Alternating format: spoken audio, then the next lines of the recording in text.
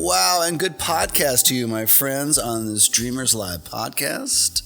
Hello to my co-conspirator and wife, Jeanette. That is me. It's good to see you. It's good to be seen. Thank you. We're thrilled to be here. It feels like we keep going through these little spurts where we're not recording shows. Part of that's because the last time we recorded episodes, we did two at one time. Oh, okay. So we kind of got over on the man on that one. Oh, we did. That was good. And that was that included the interview with our daughter Evangeline on what she did over a summer break, and I do that same concept in the column that I get to do, and I love that column. Everybody loves the column. It's really their favorite, which also kind of hurts my feelings because it's the one column I don't really write. No, you just interviewed her, but she's always been like that. She has her own following. She for does. Sure. It's bigger than either of ours. She's kind of the Swiftie of our family. I mean, if she endorses something, people take note. So it's pretty funny. That's true. We should use her more often. Yeah. How are things for you? Things are, good. Yeah. Pretty good. Yeah. School's back in session, so woo. That's right. Love that. You've got a lot of gigs coming up and stuff, and we'll probably let more people know about that kind of stuff as we go forward. So only if you're not too busy. Only if you're not too busy. But anyway, this is the Dreamers Live podcast. We would love it if you would like it, share it, get it tattooed on your arm, whatever it is that you want to do. To show your dedication to the show. We greatly appreciate it. We also love hearing from you. So if at any point in time throughout the show you have an idea or a question or some outrageous claim, please feel free to connect with us. We'd love to hear from you. Yeah, for sure. All that. So I wanted to talk today. Both of us received what I think is probably the best compliment we've ever received. We did? And we received it in the same week. Oh, okay. But we received it at different times, at individual times. So, we've talked a lot about, what it is to grow up and what a difficult time period that is. And you have these questions as you go through and then somewhere, hopefully, in your childhood and late teen years, you get a handful of people that you can kind of talk to that are they're not really your parents. So people outside of your nuclear family. A confidant. Yes. As they say. And we call those people safe places, a safe place. Right. Like I know for you and for me, really, your journalism teacher and mine, Miss Darla Tresner, she was a safe place for you. Yeah, in high school, sure. Yeah, so you could pretty much talk to her about anything. Yeah, yeah. And you knew that whatever you said was going to stay there in that room. And you could hide in her room at lunch. Yeah. If you just didn't want to do it that day. Yeah, right. I have days where I am so thankful I'm not in junior high or high school. Right. So you said, how are you doing? I should have said, well, I'm not in junior high or high school now. So, man, I'm thankful. And then I had some people like that in my life. There was, I grew up in a Catholic school, and they kind of rotate priests in and out through those schools and through those parishes. And so one of the priests that we had was Father Jack O'Donnell, great name. who was a great guy, a motorcycle driver, and just a funny character. He was not there for that long, but he really made an impression on me. What was so memorable about Jack O'Donnell? I think it was just that he was. He seemed very compassionate and was a great listener. Yeah. And I remember that probably more than even the things that he said, though I know what he said was very encouraging. But as your dad likes to quote Maya Angelou, it's not so much what he said, it's how he made me feel. Yes. So with him, I felt appreciated. I felt like I had value. I felt like even though I was stumbling through teenagehood, that somehow I was going to be okay. And he never talked down to me, never, it was just always an encouraging thing. I always left feeling better and more hopeful, whenever I would talk to him. And in fact, even when he left and went on to a different parish, I stayed connected to him as a I guess a pen pal or something. I don't know. It was pre-internet, there's no email. We had to write things, kids. Yeah, and so I would write him letters, and he would occasionally write me back, which is, you know, for a priest, that's amazing because they are extremely busy. So, but he was a safe place for me, and I just remember the value of that. So someone who recognizes your value, somebody who has a certain level of respect for you, someone who, you know, may or may not mentor you a little bit. It's sometimes it's not so much what somebody says, but the way they bring you in, and you know that you could ask a question and be okay, that you could air a grievance and be okay, you know, and that they're not going to freak out on you, you know, in the process. And so I was really touched this last week because you had a party. A girls' party. I was not invited, and it was fun. You don't want that anyway. And you know, I just, you know, there was laughter and there was wine and there were new friends meeting old friends, and I only know that because I talked to you about it later at the very end, and it didn't really have a huge time component on it, so time was kind of airy, and you guys just hung out, and it was really nice as you described it, and. But what I remember from you in that conversation afterwards, when I came home, I was like, so how was the party and what was that like? And this, that, and the other. You're saying that, so this one friend, even as things were kind of packing up and people were leaving and doing their goodbyes, this one friend kind of lagged behind. Yeah. And she was kind of going through some life. And as we do, but sometimes when you go through that life, you don't know if it's you or if this is what everybody goes through. Yeah, exactly. Yeah. What's wrong with me? Am I broken, or does everybody feel this way at some level? Yeah. And so because you are who you are, she saw you as a safe place. Yeah. And she wanted to have that conversation with you and wanted to confide. Love that So word. So it's, you know, you're making yourself vulnerable when you do that, and so for her that was a measured thing. She needed someone to talk to. She needed to let her guard down. She needed to be vulnerable. Who could she trust to do that with? And she trusted you. Yeah. And you were a safe place for her. Yes, and that, I think when people view you that way, or you have those experiences, there's something about it in those moments where someone is sort of bearing their soul or being honest about what they're going through that feels sort of sacred. Yes. It's you realize that this is hard for them to say what they're struggling with, and you feel honored that they would have chosen you, that they feel safe around you. Right. And so you really want to listen, and you want to express unconditional love, and just be there. And it is kind of a special thing. Yeah. Well, you're being entrusted, you know, as you say, you're being entrusted with something.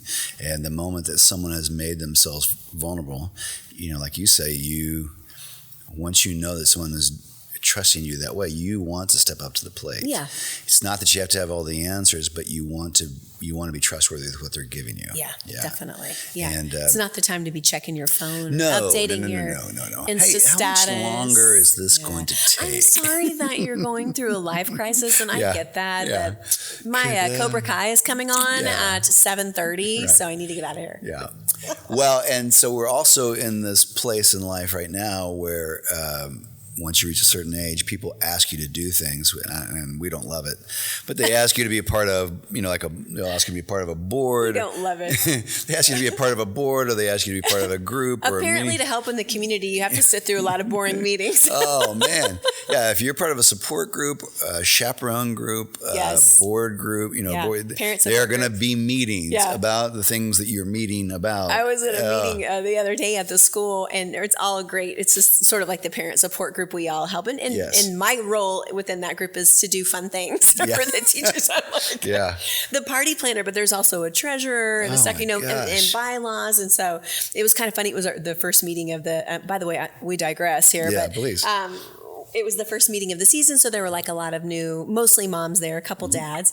And the treasurer, who I love, had to make this long thing about these new bylaws and how it was going to become more difficult for volunteers, and we had to triple sign all of our receipts when we went to Walmart to get treats and all of this stuff, and it went on. And so everyone just had the, like my dad would say, the look of the tuna. After his talk, he had to do it. But anyway, I said to everyone, hey, so if those bylaws and stuff really bummed you out, I was like, why don't you come and be on my Let's Do Fun Stuff group? And everyone was like, yay. Oh my gosh. But it is part of helping. We've both have been asked to be part of different boards and trust and all that kind of stuff, and I'm always, trusts are even more serious than boards. I don't even know. I think some people just overestimate our skill set. And because if they knew me, there was no way they would ask me to be a part of that. I don't have that level of responsibility. So I'm like, what is it about this picture that says this guy should be on our board? That is, and occasionally it's just the financial reports we don't like. Occasionally I even get asked to, there'll be committees or subcommittees, and so then I have to be the leader of a subcommittee, which means and then you're doing parliamentary procedure, and then you're taking making motions or making babies out. There's a whole thing in there about you make babies, you don't make motions, you move motions. I don't know. What? Like you didn't say that out loud, did you? And and so anyway, you go through this whole thing, and then there's votes, but I'm the same way. It just seems like there's just this overabundance of financial information, and so when they get into that, and it'll be like, they bring their own printouts of the stuff, and each of them are like 5 to 10 pages front and back, and then this is all the details of the finances, and then they want to go through it line by line, and then they have the audacity when it's all over to say, does anybody have any questions? Like, I don't even know why I'm here. How would I have a question? Is it red or is it black? I don't know. Sometimes you got to make up a question so they know that you're not asleep. Interject something. Line item 17 seemed a little exorbitant. Is that what you expected that line to be? It's got to be something where that's always a safe place. Is this in line with what you expected? Yeah, that's right. Or is this what we should expect next year? That's right. These projections, are you comfortable with this? Those are like non-question questions. There you go. Just things that don't reveal how stupid you really are in that process. Yes. And he who is silent is thought wise. Yes, and I've been proving that my whole life. So, as part of that, I had to go to, as part of those board responsibilities, I ended up having to go to the city council meeting. Oh, that's fun. Oh, my gosh. Woo! That's the only thing more boring than the things I'm doing at city council meetings. And God bless those nice volunteers. But this happened to be a gangbuster because for those who don't know the timing of all this stuff, we were getting ready to have a Pride event in Bartlesville. We've gone to probably the last 4 in a row, and they're always amazing. They're a huge love fest, and we love going. And but surprisingly or not surprisingly, there's also generally some group that's protesting and outraged. And acting like this is the first time this has ever happened. And so the city council had said they were going to consider a resolution to just simply have more police presence to protect protesters as well as the anti-protesters and make sure that everybody was safe. That's all it is. And so I went to the meeting, and the meeting starts off with this tremendously long segment called "Citizens to be Heard." And this is, we don't want to hear that. It's absolutely the right thing. It's absolutely the right thing to do to give everybody a chance to. I think they should have to over if they're going to be. It was just this, monotonous agitation, just over and over and over again, the same things. And so, if anybody's ever listened to a Dreamers Live podcast, or if you've ever come to a Dreamers Live event, you know that we are apolitical. We just don't get into that. This is a safe place, speaking of which, where you can come and we don't do that. So this conversation or this matter that came up at City Council is not a political one. To me, this is simply civil rights. So, that's not political. That's just humanity. And so there were 2 things that kind of struck me in all that. One, I'm aware of who's in the room, and it's kind of, obviously it's like a wedding party. It's split between the bride and the groom. It's split between the right and the left. Well, not just the right and the left, but people who are for the event and against the event and all that kind of stuff. And so but because of who we are, we know all those people. We know both sides. And So this conversation engages and the finger wagging begins, and the high and mighty get high and mightier. And part of that whole thing is, of course, that most of the people who show up for Citizens to Be Heard have something they want to say, and it's usually mean and ugly. Very few people get up and really nice. I just wanted to get over here and tell you guys what a great job the city council is doing. Good job. We have a great community. Citizens to Be Heard. I just want to say something positive. That's actually a good idea, though. We should go sometime and just be like, Citizens to Be Heard. What is your concern? I just want to say great job. Hey, just happy to be here. What a great city we live in. And so it's Harold Beal. I'm mad as hell, and I'm not going to take it anymore. Yeah. And so the thing that struck me about that on a couple different levels, one, just how tired it felt to have this conversation about civil rights once again. Yes, because this is the fourth year. One more time where somebody has to justify their existence, has to justify their rights, has to justify who they are, or just living in here. And even though we're all working, we're all paying the same taxes, the taxes that the gay and lesbian community pay go to build the same streets that the opposition drive on. And so you hold this whole thing, and within that conversation and within that anger and within all that stuff are people in the room who are being talked about and in many ways in angry and disparaging ways as if they're not there. Yeah. So you have to sit there in a room full of people and let someone in very angry and mean terms describe how you're not part of this community and you're not a full human or whatever. How you are despicable, how you are a disgrace and all this stuff. And you have to just sit there once again and listen to someone describe you that way. Yeah. And then the other part of that, which was an irony upon ironies, is because we know the city staff so well, I know that there are 3 or 4 people working for the city, the people who make that meeting happen, the people who do the publicity for it, who help set the dockets, who do all that stuff, I know they're gay. So the very people who have arranged for this meeting to happen, in which people can rail against them, and the very people that are making the city work, there's several gay people a part of that. And so those ironies were amazing. So we have a friend that was there, and she had very wisely tried to wait out the Citizens to Be Heard. She showed up later, and then she also very wisely left. And so when that was all over, I texted her as well as a couple other people and just said, I'm so sorry you had to sit through that again. I'm so sorry that was there, and I hope that you're okay and all that kind of stuff.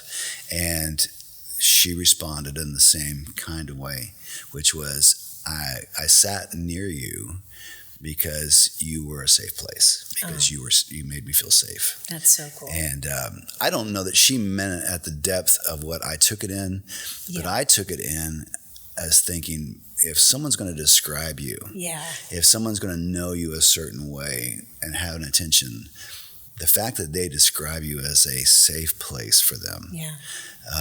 Pretty high compliment. That's amazing. If your kid thinks you're a safe place, if your siblings think you're a safe place, I come from a really large family, and they're split all over the place on politics and theology and everything else. Sure.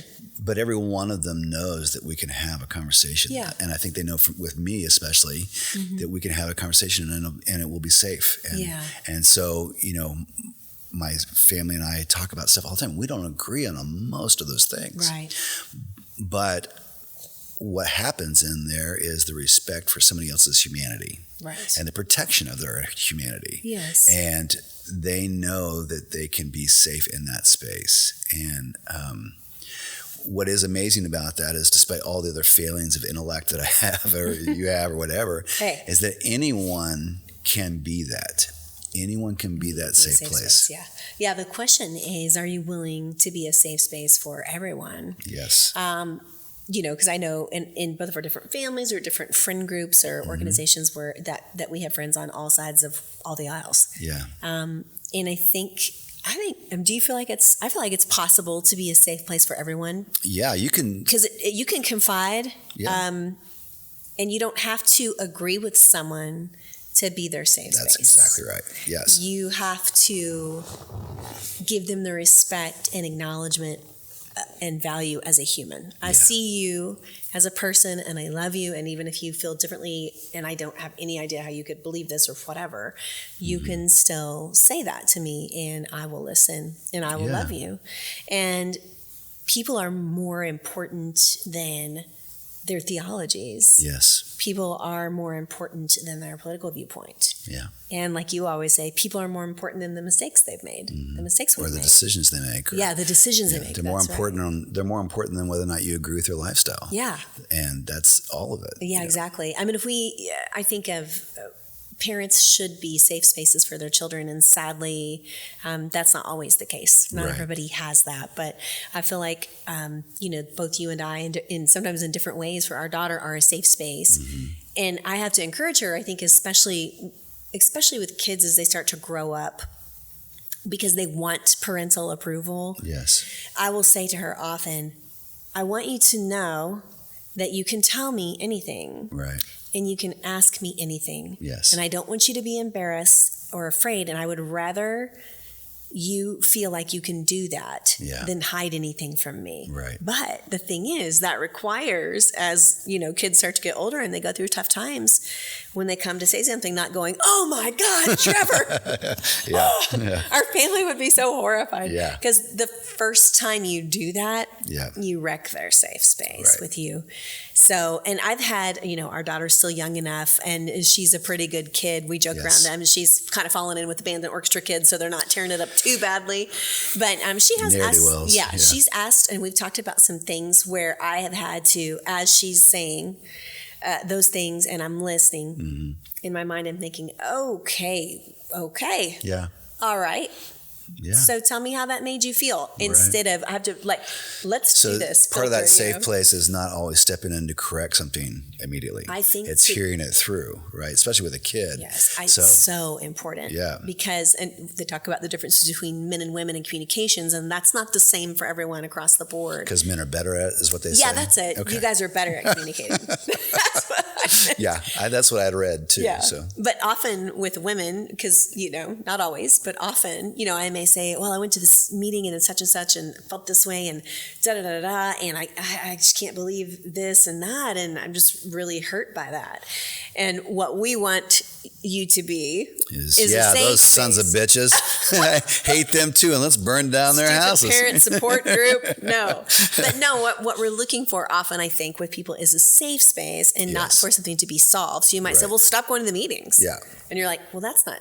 It's not that encouragement or even help or mentoring might not happen. It might happen. It might happen at the end of that. But the safe space is giving someone the freedom and the place to air that stuff out, to ask that question, to poise something, to think, here's what I've been thinking about.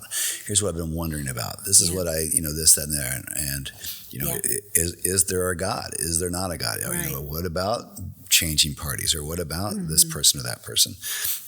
So you need to have the freedom and the grace to have that conversation without somebody stepping in and say, "Well, I'll tell you why there's a God."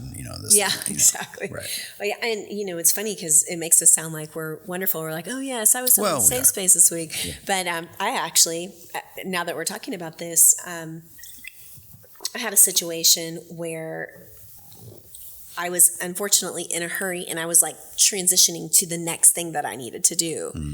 And a person that I love kind of tossed out something like, how people go fishing for a safe space. Like, am I safe to say this? And I think the person knows they're safe with me. And sadly, I didn't give the time maybe that I needed to. Yeah. But they were, mentioned the phrase crisis of faith. It was kind of, And instead of, whereas on my better days, I might have said, I could see how that would cause a crisis of faith and what's going on. I kind of was like, I know, crisis of faith. Whew, that's tough. And then I went on to fortunately, this is someone. I gotta get to the movie. I was late for something else, but fortunately, it's someone that I see often, and so I can correct that. Yes. And I also think what's interesting about being safe space for people is that when we're a safe space to someone and we allow them to share their heart and their most, deepest thoughts, I think they can become a safe place for us as well. Yes. They want to do that because when someone trusts you, right. like, here, I'm going to bring you what's most important to me, my fears or whatever, and I'm going to let you look at them.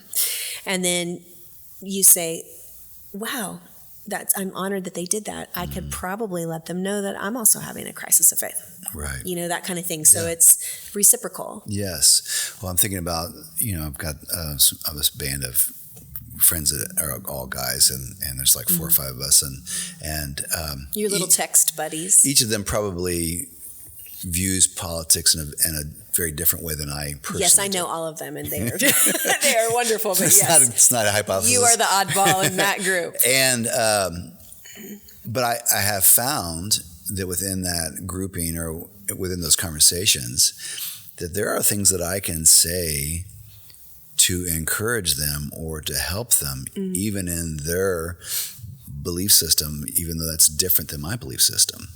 And so I don't have to agree with someone or be part of their religion or be part of their family group or be part of their fantasy football league or whatever it is. I don't have to be a part of that to encourage them in it. I don't have to. Yeah. We don't all have to be the same for me to be a safe place for someone. Yeah. And I think that's really critical. You and I, not everybody can do this. Not, all marriages are different, and they should be. And but for a lot of years we were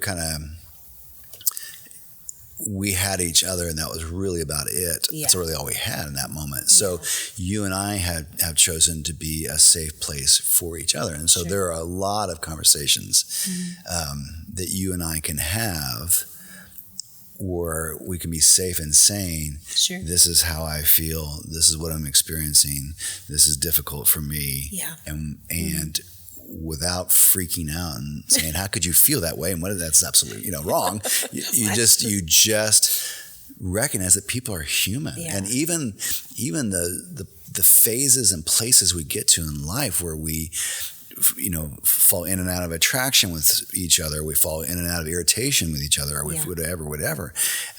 You and I recognize that in life to enough that we can say, okay, I get that. That's a naturally occurring thing. Now, we also love each other and encourage each other, but not all groups can do that. Not all couples can do that. Yeah, and I think the hugest factor in that is the term that gets thrown around a lot about trust. That's true. And if you want to not be a safe place for people, then you can let that information come out to someone else. If you don't want to be a safe place, don't bank on trust. Exactly. That's a I think the main component in being safe places for one another is the idea of trying to not allow any sort of judgment or criticism to enter that space. Right. Even if you might be struggling in the back of your mind with what that person is confiding in, is saying to you that is important to them.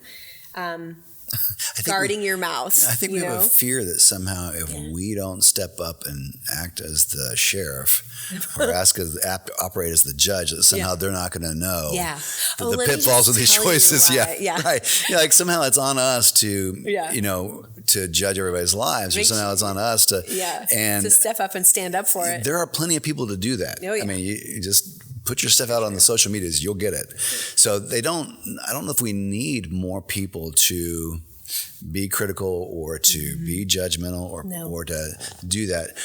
We do need a safe place to air some stuff out. Sure. And, I've thought about, we've had this conversation before about just outward communication, that there are, and the value of community, because there are things that go off in my brain ideas or thoughts, and I think, oh, that's brilliant. Yeah. Or, oh, I'm a sack of shit, or whatever it is. And it just stays, and it just runs like a Roomba around your brain again and again and again.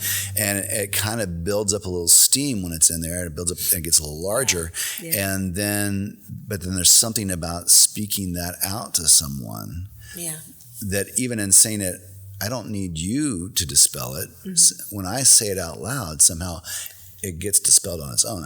Just the airing of it, like, oh, that idea was brilliant in my brain, but now that I'm saying it out loud, that's stupid. That's never going to work. It's like, I think when you are free to speak something out, it brings it into the light. Yeah. And we've kind of got this dome. I love the Roomba of your mind, which circles from I'm a sack of shit to I'm brilliant on the day and does some little spin moves in there. I had that going. I was working on music earlier. When those times you're like, oh, this is pretty good. And you're like, why am I even doing this? Yeah. Exactly. Why did I do this? Yeah. But if I have a safe space, I can say that to you. Yes. And you'll remind me of who I am. Right. And you'll say, well, you're awesome. Or, well, if you feel bad about it, you could work a little harder on this or that, if I'm asking, if that, right? But it's so important for us to have those spaces. And I've had times in my life where, like when you were my problem, no, I'm kidding, but where we might have been struggling, you're my usual safe space, right? Mm-hmm. Where I knew that I needed to confide in someone else who'd been through that, whether that's a parent or maybe an older friend that's been through a long relationship or those type of things. Sometimes you have to seek. Actually, I think most of the time you have to seek those safe spaces out because you know that your heart needs to be heard. Yes. But it's probably going to require some action from you to be willing to be a little bit vulnerable and to take a chance with that person. Yeah. Sometimes it takes some work. Yeah. And it feels like if you want to be considered a safe place, we have this really goofy phrase that we use with Evangeline right Which now. Which one? Yeah, which is the trust bank. So that's yours. That's like a dad joke. It is a dad thing, but it's like it's. If we're leaving her someplace or she's going to school and she's going to borrow my phone for she's going to make a number of decisions and we can't be there to make that decision for her. Right. And so I'll say, okay, look, this is the place where you're either adding to trust or you're taking out of the trust. You're either you're putting stuff in the trust bank or you're withdrawing trust from the trust bank. Yeah. And this is that moment. So just weigh those decisions before you make them. Yeah. Is this going to add to or take away from trust? Yes. And because it's big, especially as she's getting older and as that leash for parent to kid is getting longer, we have to know where are we in this trust cycle. Right. And so the same thing I think happens in this idea of being a safe place. We are with people in our lives building trust or showing that we're not trustworthy, not worthy of the trust that you would put in me. So I needed to let you know that you should not trust me with this because I will likely tell this to someone else or I will likely judge you for it or I will likely respond the wrong way, or we can begin to build that trust with someone. And then I think the other part of it is, which you kind of alluded to, which is it's almost like trying to determine what is the expectation of the person who's coming to me. Okay. Do they just want a listening ear? Do they just need to vent? Do they need a valve release from whatever's going on inside of them? Yeah. Or are they maybe looking for some advice? Mm-hmm. And so knowing what they need, knowing what they're asking for, knowing what they're open for, that all that stuff takes listening, all that stuff, and sometimes takes direct questions. And there's nothing wrong with saying, asking someone, so what would you like to would you like just me to just listen to this, or are you hoping that I'll would you have like some to know ideas? What I think, or just tell me. And sometimes it's funny because you want it to be spontaneous, but as humans, like we would just always know. Yeah. But depending on the person, you may have to be brave enough to say, "Well, that's really interesting. I'm sorry you're going through that. Do you like to know what I think about that? Or did you just want to listen? That's one way to do that. And I'm not great at that too. I'll try to go on intuition a lot, but sometimes there are certain people that I probably should ask and say that, you know? And I think that almost always advice is solicited. Yes. Meaning you certainly don't want to be somebody that gives unsolicited advice. Right. I think you do get a sense, or you can ask if someone is looking for, you know, your particular brand of wisdom after they share their heart. Have you ever had, I was thinking about safe spaces.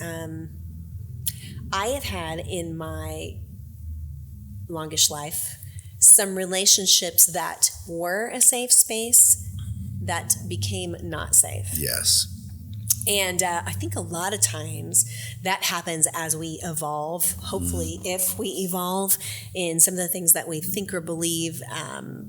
As we become more educated, we have lifelong experiences, we get to travel, we meet people in different circumstances. Hopefully, our mind and heart is open to evolving. Right. And it doesn't necessarily mean ditching all your core values. It means being open to other perspectives. Well, when you have certain friends or people in your family that were a safe space at one point when what you thought was more similar, and then you begin to evolve, that can really be difficult. And I've had some relationships that sadly, I felt that wall go down. Yes. So you were safe. Now I'm not so sure. Now I feel like I'm gonna, and usually that's because the other person is fearful of your new perspective and they knew you this way. But if we truly love somebody, just like a kid or a sibling, wouldn't you want to give them some room to still be safe, even if they were experimenting with a different way of thinking or a different way of believing or whatever that might be?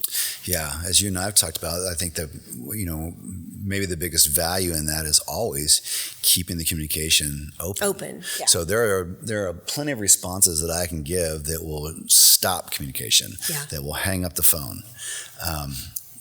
But our goal is always to keep the phone line open as much as possible, whenever it's possible. It is. So I agree with that. I mean, there are seasons to friendships, and it never makes the friendship mean less to me that it's not the same as it was 10 years ago, 15 or 20 years ago.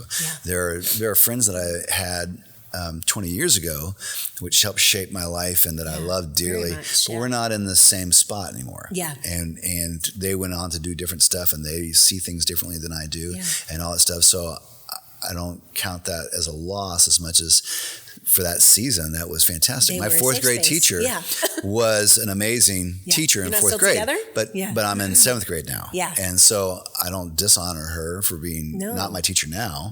You know, that was really important in fourth grade, but now I'm in seventh grade and things have changed. And so. Yes. And I hear what you're saying. And I think that. Thank you. I'm just trying to reaffirm you. I appreciate that. Your point of view has been duly noted and affirmed. So good job. I've also had a relationship where it was a safe space.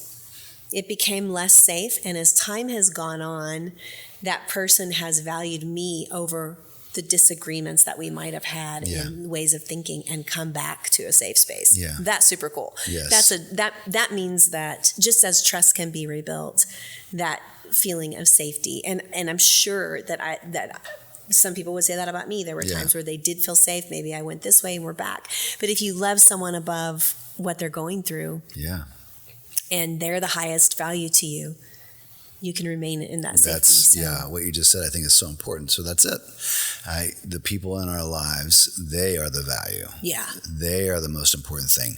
Not their behavior. Not their decisions, not that, all that stuff. And so that's what allows us to be a safe place for people that we don't necessarily agree with, but we still love dearly and we still recognize their need.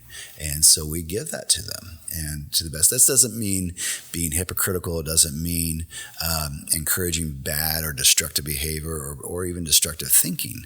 It just means that giving people that space as much as possible. So I think that's key. And then I think this other thing about, if you want to be considered a safe place, one of the things that's critical is that when you have those conversations, that there's no sense of talking down to someone. Yeah, condescension. Yes. And so the idea that you can, even when someone's maybe significantly younger than you or significantly less experienced in work or less cool. Yeah, well, that's an obvious, but yeah. But this idea of putting everybody on the same human level, putting everybody in the same human place, and this thing about recognizing someone's humanity, this thing about recognizing this person's value, that's core to the whole thing. Yeah. So when we act like we are greater than or better than, and here's what you need to do, that really lets the air out of that safe place in a pretty quick play. Oh man, it's so true. When people have those solutions, well, you know, if this is what I did or whatever. I think that safe places have to be earned. And like we talked about, sometimes you maybe have to go out and find your own. Perhaps it's that, what's the old adage, to make friends, you must first be friendly. Yes. And it's so true. Yeah. That's what you have to do. And maybe if you're seeking more safe spaces in your life, maybe you need to be more open. Yes. Maybe I need to be more open. And in a way, if I'm willing to listen and be a safe space for someone else, in turn, they may become that for me. Right. Sort of the law of the harvest, as they say, or karma. Yeah. Or all those things. You said a couple of weeks ago that maybe the greatest gift that we can give someone is authenticity. Maybe the greatest gift that we can give someone is kind of revealing our true self and not always having to put our best haircut forward. Yes. I will sometimes do that with people. I think it's, well, no, I was going to say, I think it's especially difficult for women, but no, it's just difficult for everyone. Yeah. We have a culture that we live in North America, and especially maybe, whatever socioeconomic group we're in, where you're always feeling like you have to keep your best foot forward and put on this front. That's how we kind of associate our own value. So we do PR. How do I stack up against everybody else? Yeah. If I stack up above average, then maybe I'm okay. Yeah. But if someone says to me, and this happened just the other day, I saw kind of a friend, we're more of an acquaintances, but I've sensed there's a real neat person there. Yes. And so she was like, "Oh, how are you doing?" And normally we're like, "Oh, I'm in cool, good, things are fine, a little busy, blah, blah, blah." And it was just she and I said, not the best. Yeah, right. And so she immediately goes, "Dude, I know." And then immediately, although we had never really been a safe space for one another, we were. Yes. And our conversation that we had, because we both needed that spot, was a little bit deeper than it had been before. Yeah. And the next time we get together, we'll build on that. Yes. I know we will, because I felt that special connection that comes from being real with somebody. Yeah. Sometimes, though, you have to help somebody out by not being like, "Oh, yeah, cool, everything's cool," right? You can say, "Things kind of suck." Golly. And if they're open, they'll say, "Oh, me too." Or if they're not, they'll be like, "Oh, I'm sorry. I'm great." It's hard to be around someone and be with someone, and certainly to be intimate in a friendship or otherwise with somebody who's perfect, or who seems perfect. Yeah. So if they break it down. Yeah, I'm not perfect. If they make all the money and they're good looking and they've got a great marriage and their kids are perfect, well, golly, I know that's a lot. That's a lot to be around. Yeah. I don't feel comfortable brushing up against that. But if they're very self-deprecating humor. Yeah, but if they're very human in the process. That makes everyone around you feel comfortable. Yeah. And that's hard. So, it's hard for us to do that. It is. It makes me wonder in my life, and maybe this is something you're thinking about, who can I become a safe space for? I'm going to, after this conversation, take a little inventory of my spheres of influence. No, I'm just kidding. Of the people that are in my life. Yeah. And say, in this particular organization that I help with, or in my family, or in my group of friends that are at the gym, maybe we'd be on the lookout to be someone's safe space. Wouldn't that be cool? Like, who can I do this for? It's so funny. We were just having this conversation the other day. One of the hallmark conversations for dreamers is this conversation about see it and say it. So to see the good in someone and then tell them, make sure they know about that good. And part of that, as we were just talking about, was that when you tell someone what it is they're good at. Hey, you're so hospitable. You're such a great friend. Hey, you're a great drawer. You're really great at math, or you make people feel comfortable or whatever. You're funny. The reality is once they know that, they go on to do more of it. So they end up growing the good. Yeah. So what's interesting about that in this context is that's kind of what's happened for us. So someone acknowledged the value we have in their life as being a safe place, and all that has maybe wanted to do since that moment is be that for more people. Yes. To be more authentic, to be safe, that someone would know they're safe with me, to be more loving, to even in my friendships to be more intimate, to not keep everything at arm's this length. distance. Yeah, like you're saying. So I find myself wanting to love people more. Yeah. I find myself wanting to encourage people more. I find myself wanting to convey that goodness to people. And in that case, you know, at the end of the city council meeting, I knew that was the step I was supposed to take. I knew that was the action I could take. Now, there are plenty of people in the room, and God knows that community is used to hearing that bile, but I knew that was an action that I wanted to take as a recovering undercommunicator to say to someone, I'm sorry you had to sit through that again. I'm sorry that someone had to question your value as a human one more time, and you had to sit there and take it in the room. Yeah. And I just want you to know that we love you and all that kind of stuff. So if you want to be that safe place, it probably does take a certain level of communication. Yeah, you're It takes a certain level of being outgoing and letting people know that you care for them. Are safe. And that you are safe. And that can be done in writing too. Yeah. That can be done via email or text. Yes. I have some friends that I don't get to see often, but we encourage each other via text. Yes. I'll just get a sense that they're down, or I will have known something that's happened in their life. And just that communication that can communicate safety. And perhaps being a safe place for people is like a boomerang. Yeah. Perhaps if you throw it out and we do that, it will come back to us. You know, I think about all the places, especially like in medieval times, where people would put like a sign on their door or something like that, and it was code that says, this is the resistance is here, and the resistance is safe, or this is where you can find this product, or this is where you can find this thing. Okay. And it kind of became a code for people. You know, it let people know this was the place for it. Yeah. This mark on that room. Mm-hmm. Telling people, loving people, even communicating that love specifically is like having that code. Yeah. It's saying to people, I see you and I love you, and this is a safe place. So it's not so much a visual, a symbol, but it acts that way. The more that we communicate love to people in a verbal, actual way, the more we communicate it with our actions, the more we take care of people, the less harsh and mean-spirited and ugly and cantankerous we are, then the more people know, that's the symbol right there. That's that says, right. This is a safe place. Here. Yeah. Well, you are certainly safe here, dreamers, and we're so grateful that you chose to be a part of this episode once again. Remember, you can be a safe place for someone, and that is quite possibly the greatest thing that we can be for each other. And letting people know that they are physically and emotionally safe with you, and that will breed life, and it'll bring growth, and as we say, it will grow the good. And so get on with doing it. And like Anjanette said, maybe there's a list of people you want to reach out to let them know that they're in a safe place with you. So it's well worth doing. Good. We will be back with another episode soon. And hope that you can join us at a live Dreamers event. Yes. We're back into our fall schedule. We'll be giving you more dates on that kind of stuff. But as much as we enjoy the podcast, we'd love to see your face. Yeah, we would. And we can also bring what we call the Dreamers experience, which is the idea of just having conversations like this that are lighthearted but meaningful to your group, your church or organization. We actually do some speaking to different businesses, nonprofit organizations, just to help people get a little better about talking about some of these things.